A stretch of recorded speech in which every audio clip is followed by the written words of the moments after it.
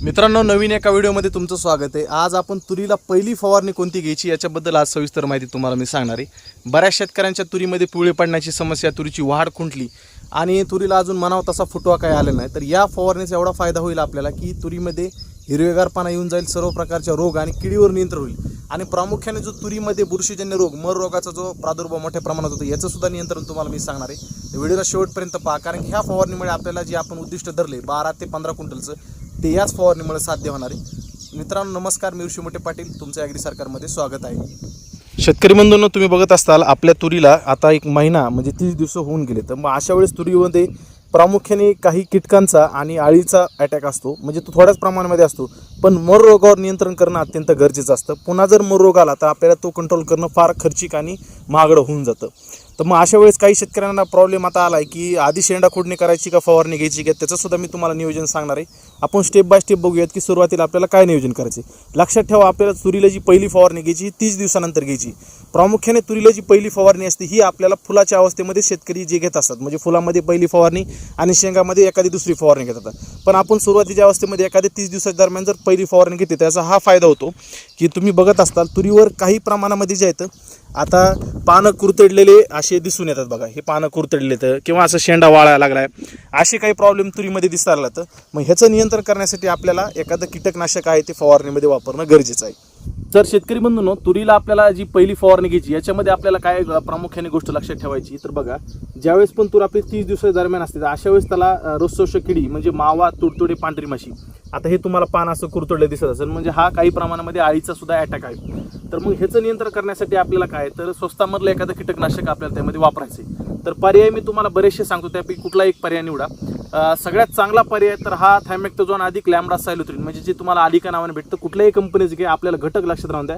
थायमेक्टोजोन अधिक लॅम्बडा सायलोथ्रिन याची आपल्याला 1 लिटरला 1 ml प्रमाणे जर फवारणी घेतली तर तुरीमधल्या सर्व प्रकारच्या अळी आणि रस शोषक किडीवर चांगल्या प्रमाणे नियंत्रण मिळेल आपल्याला, आणि आपली तूर पुढच्या 1-1.5 महिन्यापर्यंत निरोगी राहील।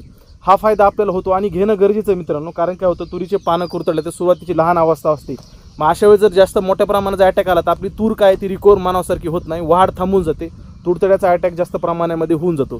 तर मग हे आपल्या नियंत्रण करण्यासाठी स्वस्तातली कुठल्याही कंपनीचं घ्या, थायमेक्टोजोन आणि लॅम्बडा सायलोथ्रिनची फवारणी जर घेतली तर आपल्या सर्व प्रकारच्या अळी आणि रसशोषक किडी म्हणजे मावा, तुडतुडे, पांढरी माशी आणि फुलकिडी याच्यावर नियंत्रण मिळेल। अळी जेवढे पण पाणी खाणारे अळी असतील, पाणी कुरतडणारे अळी असतील, याच्यावर नियंत्रण चांगल्या प्रकारे मिळेल। दुसरं अजिबात कुठल्याही प्रकारचं अळीनाशक असेल, कीटकनाशकाचा वापर करू नका।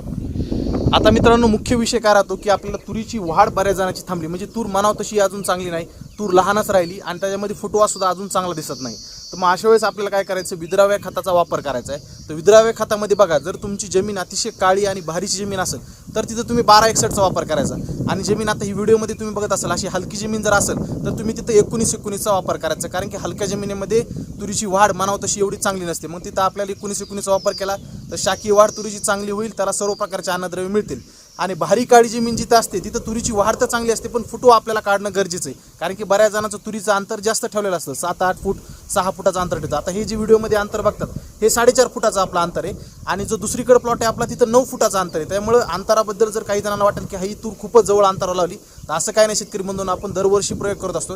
हे जवळ अंतरावर तुरीची लागवड करून आपण इथं 10 क्विंटल उत्पादन सहजरित्या मिळवतात, आणि जिथं जास्त अंतर ठेवलं आपण 9 फुटाचं तिथं आपण टार्गेट धरले 13 ते 15 क्विंटलचं। बघूया आता काय होतंय काय नाही पुढं। तर बघा मित्रांनो, 1919 असेल 1261 असेल, ह्या विद्राव्य खताची फवारणी घेतली तर आपल्याला तुरीमध्ये सर्व प्रकारच्या अन्नद्रव्याची कमतरता तिथून दूर होऊन जाईल। आता राहिला प्रामुख्याने जो मुख्य विषय येतो की मर रोगाचं नियंत्रण करणं अत्यंत गरजेचं आहे। बघा शेतकरी बंधूंनो, तुरीमध्ये मर रोग हा म्हणजे फ्युजर विल्ट नावाचा जो रोग येतो, याच्यामध्ये भविष्यामध्ये तूर उधळण्याची समस्या येते। सुरुवातीची जी आता अवस्था आहे याच्यामध्ये काय होतं, शेंड्यापासून पूर्ण जे झाड असतं हे असं पिवळं पडायला लागतं। आता हे सध्या कसं हिरवगार आहे तर हे पिवळं पडायला लागतं। मग ह्याच्यावर आपल्याला नियंत्रण करण्यासाठी मर रोगावर सगळ्यात स्वस्तातला आणि चांगला उपाय जो आहे की थायपोनेट मिथेन म्हणजे रोकोचा आहे, तो तुम्ही 1 लिटरला 2 ते 3 ग्रॅम जरी फवारणी घेतली तर ती आंतरप्रवाही असल्यामुळे मुळातली बुरशी घालवता आपली तूर हिरवीगार होऊन जाते। हा सगळ्यात चांगला उपाय तुरीला बुरशी नियंत्रण करण्यासाठी, आणि रोकोचाच फवारणी तुम्ही मध्ये वापर करा, कुठल्याही कंपनीज घ्या, थायपोनेट मिथेन 70% WP हा आपल्याला जो आहे तो घटक वापरायचा आहे। लक्षात ठेवा, अळीनाशकामध्ये आलिका, 1919 आणि रोको हे 3च घटक घेऊन आपल्याला तुरीला फवारणी घ्यायची। याच्यामध्ये अजिबात टॉनिक वापरायचं नाही, आणि त्याच्यामध्ये अजून कुठलं मायक्रोन्यूट्रन वापरायची सुद्धा तुम्हाला गरज पडणार नाही। हे नियंत्रण करा आणि तुरीमध्ये आपल्याला जबरदस्त फुटवा वगैरे मिळणार आहे।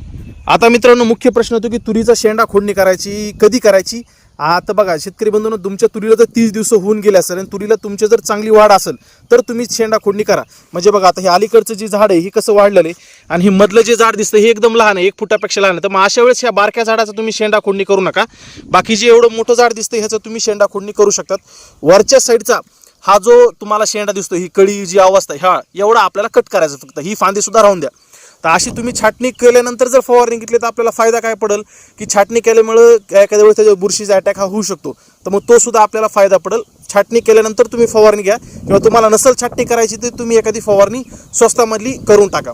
अशा प्रकारे जर तुम्ही नियोजन केलं सुरुवातीच्या अवस्थेमध्ये तर आपल्या तुरीमध्ये जे आपण टार्गेट धरले 10-12 क्विंटलचं, ज्यांचं अंतर जवळ आहे आणि ज्यांनी बेडवर तुरीची लागवड केली, ज्यांची जमीन भारी आहे, ठिबकवर तुरीची लागवड आहे, अशामध्ये आपल्याला 13 ते 14 क्विंटलचं उत्पादन सुद्धा मिळणार आहे. अधिक माहिती आपल्या ॲग्री सरकार यूट्यूब चॅनलला बऱ्याचशा तुरीबद्दल व्हिडिओ टाकल्यात, त्या सुद्धा पाहून घ्या. काही जरी प्रश्न असेल तर कमेंटमध्ये विचारा आणि सबस्क्राईब करायला विसर जाऊ नका शेतकरी बंधूंनो. एवढ्या महत्त्वपूर्ण व्हिडिओ तुम्हाला मी कंटिन्यू देतच राहतो आणि इथून पुढे येतच राहणार आहे. सबस्क्राईब करा तरच तुम्हाला माझे व्हिडिओ बघायला भेटतील. भेटूया पुढच्या व्हिडिओमध्ये. धन्यवाद. जय महाराष्ट्र.